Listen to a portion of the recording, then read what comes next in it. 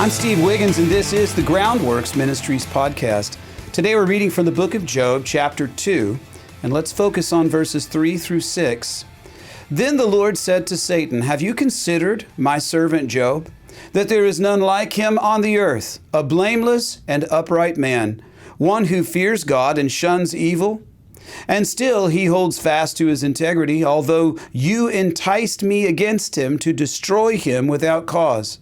So Satan answered the Lord and said, "Skin for skin. Yeah, all that a man has he will give for his life, but stretch out your hand now and touch his bone and his flesh, and he will surely curse you to your face." And the Lord said to Satan, "Behold, he is in your hand, but spare his life." Many followers of Jesus have a superstitious wariness concerning the book of Job, and I get it. It's as if once they read this book, then God's going to have a similar conversation with Satan about them just because they read the book.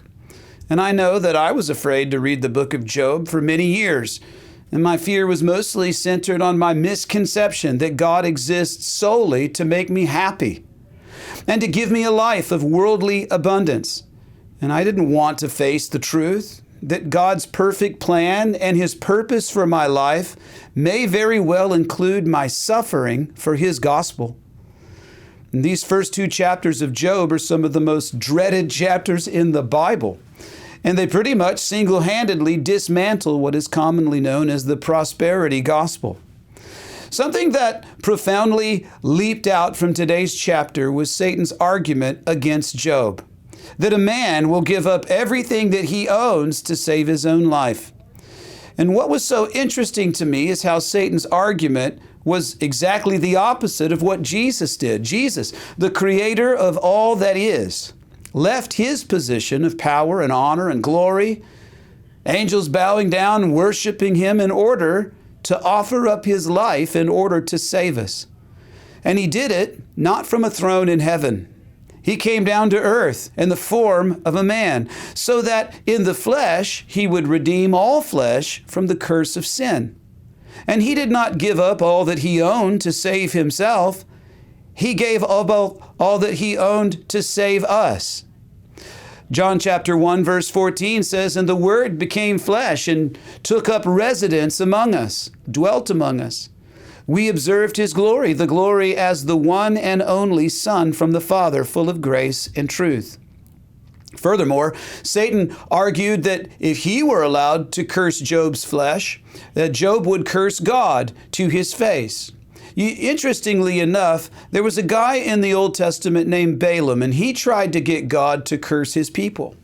And he could not get God to curse his people. So how did it end up that the people of God ended up sinning and suffering the judgment of the Lord? Because Balaam, he couldn't get God to curse his people, but he could get his people to put themselves in a curseable position by sinning. So Satan's like, "Hey man, if you strike him," well, of course, if God strikes him, well, then Job would have a just case against God. You see how Satan is angling. So he says to God, he says, "If you would judge him, he'll curse you to your face." And God says, "You judge him." Again, this is precisely the opposite of Jesus' sinless character. Even at the pinnacle of Jesus' suffering, consider what happened here in Luke chapter 23, verse 46. "And Jesus called out with a loud voice, 'Father, into your hands I entrust my spirit.' And saying this, he breathed his last." Whereas Job's life was spared, Jesus' life was not.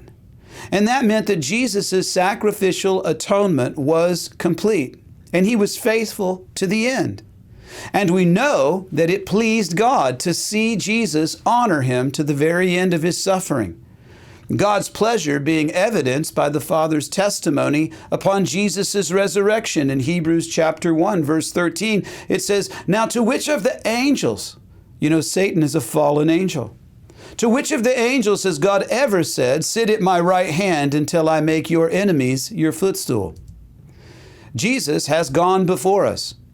And not only to show us that we will suffer, see, I'm going to show you by example. I suffered, you'll suffer too, as we labor to build His kingdom. But He also showed us that our suffering is worth it. You see, the hope of heaven is greater than any hardship down here. I'm Steve Wiggins, and this is the Groundworks Ministries podcast. Groundworks Ministries operates entirely through financial donations from faithful people like you. And your giving to Groundworks Ministries transforms lives. Would you consider making a donation to Groundworks Ministries today? Because we need your monthly support now more than ever. Donating is secure and it's easy at our website, groundworksministries.com.